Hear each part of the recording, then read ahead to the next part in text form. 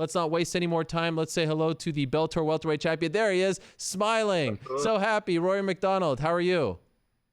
I'm doing good. How are you? I'm doing great, Rory. Wow, we've been talking a lot about you, as you can imagine, over the past week or so, so I really appreciate you doing this. Let me just ask a very simple question, and it's one that I don't really like asking in interviews, but I feel like it's apropos. How are you doing? How are you feeling 9 days removed from your fight against Jon Fitch? I'm feeling good. Thanks for asking. Okay. Physically, mentally, you're feeling okay? Yeah, a lot better. Obviously, in my post-fight interview, I seemed a little confused about what was going on, but after reflecting, after a couple of days, um, I have a better understanding going forward of my purpose and drive in the sport now. So, feeling good. Were you surprised at the reaction that those comments generated? Uh, yeah, maybe a little. That I got so much attention over it. I don't know. I was just speaking from the heart in the moment. I wasn't really thinking too far ahead. I was just talking as if I was talking to only Jon, and that's it.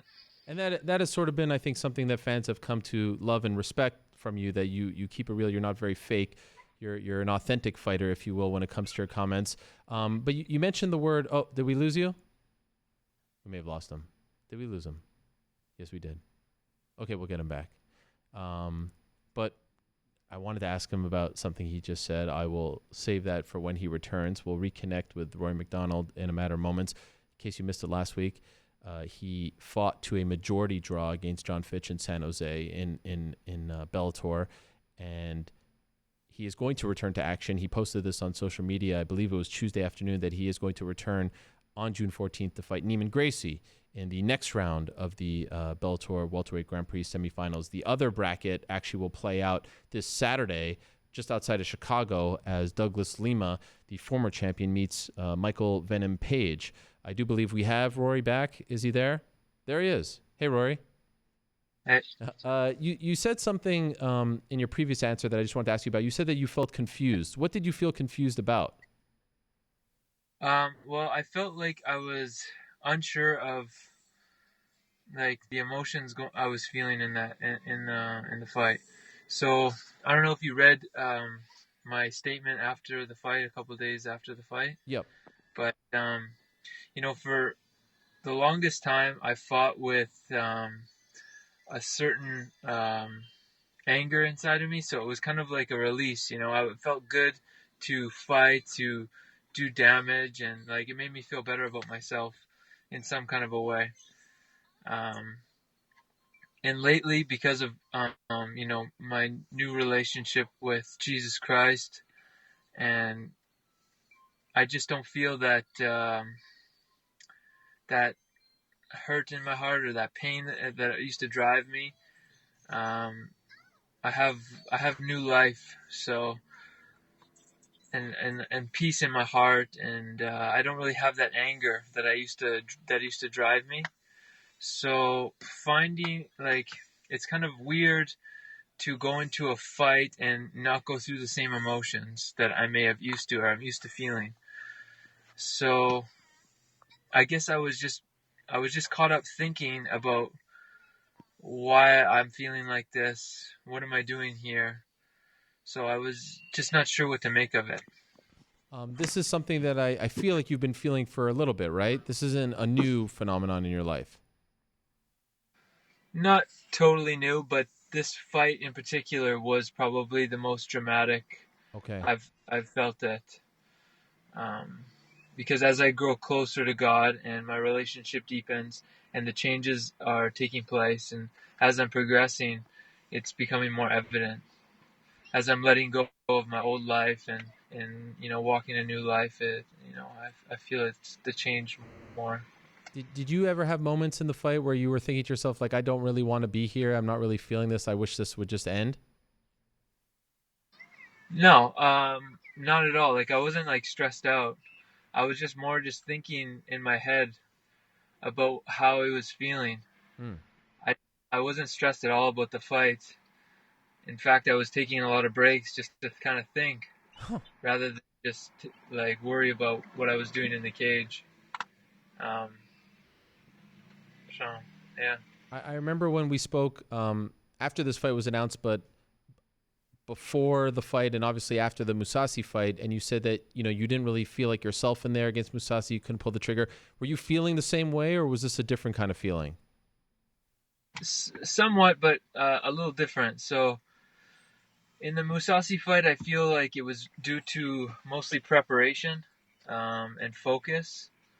Whereas with this fight, I was very prepared, very focused, and I worked very hard, like I would have in any other of my hard training camps.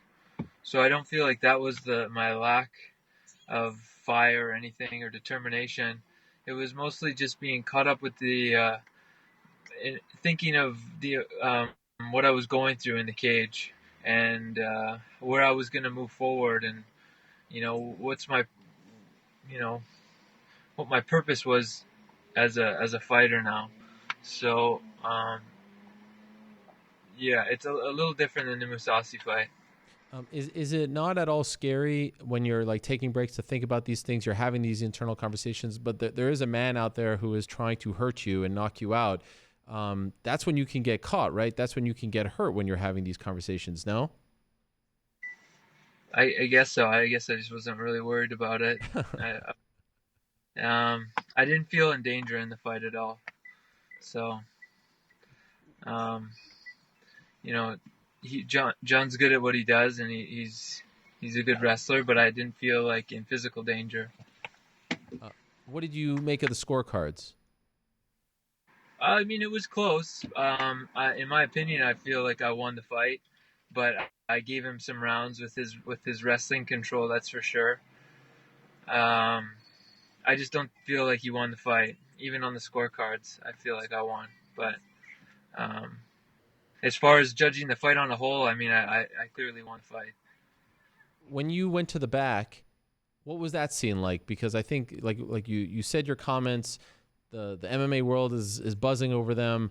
But you're the one, you're the one who said them, and you're going to the back. And I was thinking like, gosh, I wonder like what the Bellator officials are going to say to this. Like, I appreciate this honesty, but I'm not the one paying you, right? I'm not the one who put the event. So what was the mood like back there? I think they were pretty concerned. They didn't know if I was gonna like hang up the gloves. I think everybody's kind of hanging on the edge. Like, what am I saying there? Like, I didn't really make a decisive statement. I was just kind of gave a very confusing statement. So even me, I didn't know. I didn't know what all meant at the time. So I needed time to reflect.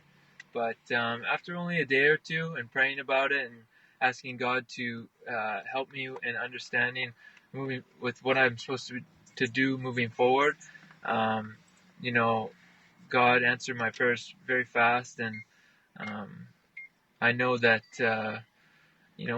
I still have more time here as a fighter, and I'm going to use this platform and fight for this platform to do my best to you know represent my faith, and to talk about how good God is, and be an example of that for people, and hopefully some people can find inspiration and find the Lord that way, if possible, until the next door opens.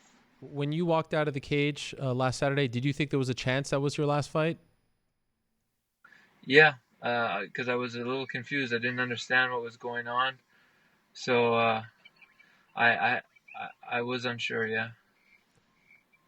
Was it just a matter of you needing some more time, or did you have a particular conversation with someone that allowed you to decide that, okay, I am going to continue? Well, I mean, there were a couple like key people that I talked to that I trusted, that I respect, and and and that help have just a good conversation about what I'm going through. That help make the decision a little more clear. But I do feel in just through thinking and reflection, I came with it up on my own Who through did you God. who did you speak to? Obviously, my wife and my pastor. were probably the two key people that I feel that were very helpful in this situation. My understanding is that your pastor attended the fight, correct? Well, he's not my pastor, but he's an evangelist, and he's a brother of one of the pastors at my church. So we're friends through like the church community, I guess. The reason for bringing it up was I was wondering if that was the first time that he or someone like that came to one of your fights. Yeah, I think so.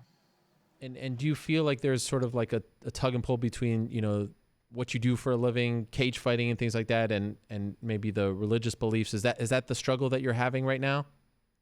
No, because I'm not conflicted about being a Christian and fighting. Okay. Um, it was more about moving forward in my role for what I'm going to do for God, and also what I was saying about my emotions inside the cage.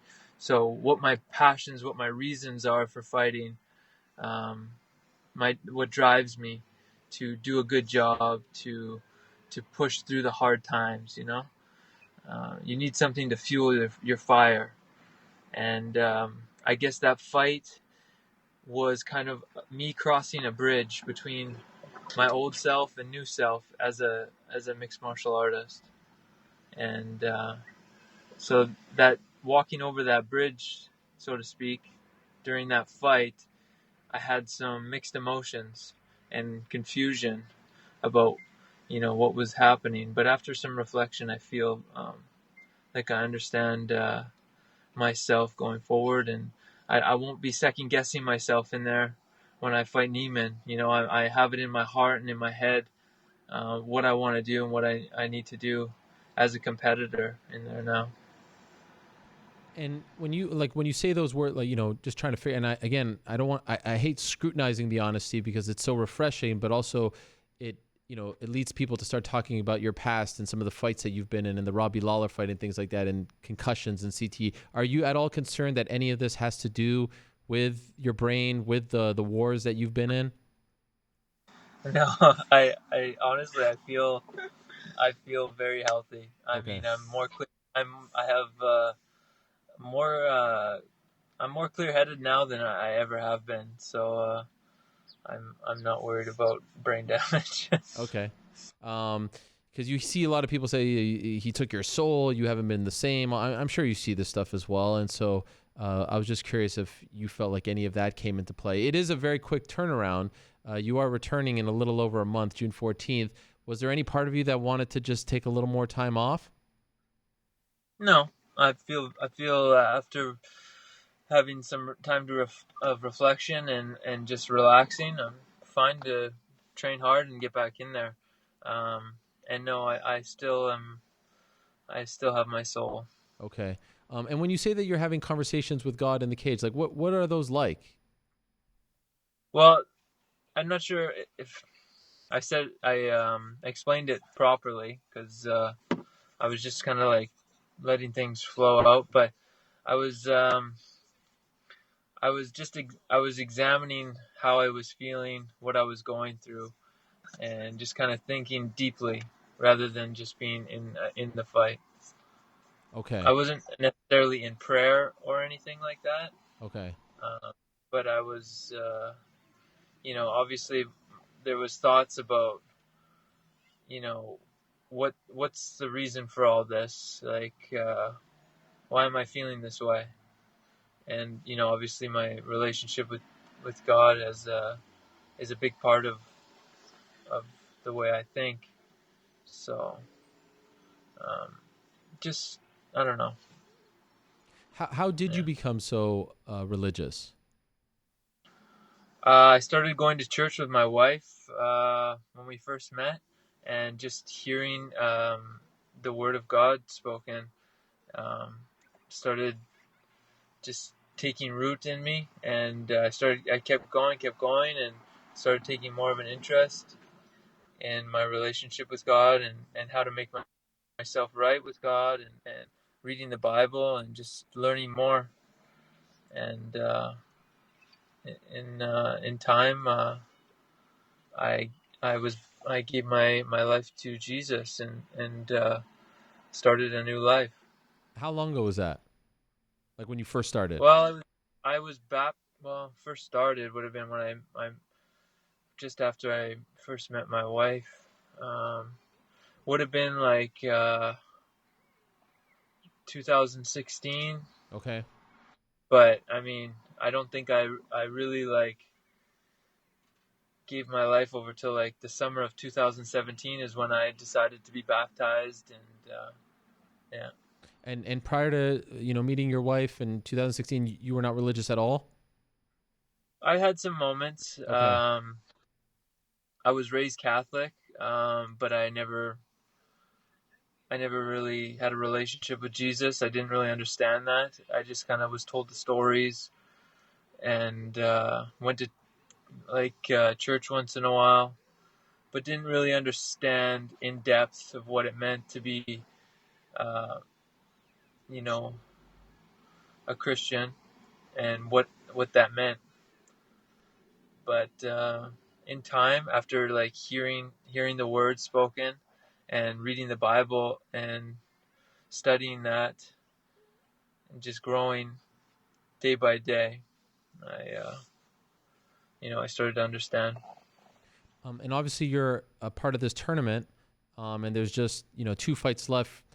In order for you to win that $1 million, is there a chance you go through the tournament, it all goes well, and then you call it a career? I don't think so. Okay, you're gonna keep going. Yeah. So you went from walking out of the cage in San Jose 9 days ago to thinking you might retire to now it's wide open. There's no end in sight. Yeah. I mean, obviously this career is going to end at some point, but Right. I don't see it. I don't see it ending after this tournament. Okay. And you haven't put like any sort of age or time frame to when you want to stop? No, whenever the next door opens in my life, um, I'll know I'll know the time. Is there any part of you that is scared or concerned that those feelings will come back in the Gracie fight? No, I'm not worried at all. Okay. I said last week that I was a little disappointed in his comments after your fight, saying that he was like, "Oh, I don't believe," you said you didn't believe what you were saying, that you're scared and things like that. And I would just like to see the fighters support each other a little more. I was wondering if you heard or read any of those comments and were disappointed or bothered by them at all, the way he was reacting to what you said in the cage. I'm not sure if I heard everything. I think he said he didn't believe me that I didn't want to hurt him because he seen me really trying to hurt him, and to a degree I understand. Like I watched the fight after, and I was going for the knockout several times. And then other times I was kind of laying back and kind of thinking rather than just doing my job and attacking. But I don't think that's what it was. I don't think it was my heart to hurt him. I think it was more of just the tug of war of emotions of being my old reasons to fight and who I am now in Christ. Well, again, I really appreciate you opening up the way you did in the cage now, in that statement. I'm happy to hear that you're okay, Rory, that you feel good with how everything has played out, that you're going to continue. You've always been great, and I think that anyone who criticizes you for your comments, or I know in our day and age that people get uncomfortable when religion is brought up in sports and things like that, but I give you a lot of credit for not caring about what people think and just saying what's on your mind, what's in your heart as well. So thank you very much for doing this. Congrats on a great fight. Good luck June 14th. As always, great to talk to you. And it's nice to see Montreal, a little bit of Montreal in the background over there. Yeah, thanks, Ariel. Nice to talk to you. All right, there he is, the one and only Rory MacDonald. A very special person, a very special fighter in this game, just 29 years young, turning 30 in July, so a month or so after his fight against Neiman Gracie. And so there you have it. We'll take his word for it. He is going to continue. He wants to keep fighting. He feels good. He was a little confused, but he's going to keep on going. Fascinating stuff there from Rory MacDonald.